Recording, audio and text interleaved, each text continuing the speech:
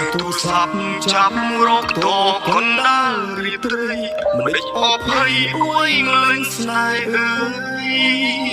ទូរស័ព្ទអូនទ្រាំតែខំមកសារសោកឆ្លើយស្រត់ត្រាត្រើយថាស្នេហ៍បងណាស់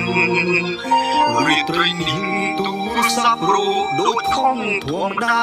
ក្នុងចិន្តាហាក់មិនស្រឡាញ់លើកទូរស័ព្ទហើយខំទៀងស្ដាប់យ៉ាងច្បាស់ស្រវល់លាក់មិនមែនថ្លៃឡើយសំឡេងប្រហែលស្រែកខ្លាំងខ្លាំងបងប្អូនភាំងមិនដឹងថាមានរឿងអ្វីគេជប់ឲ្យតាក់ទងនឹងស្រីព្រោះពីស្រីគឺជាសង្សារគេហើយប្រាប់បង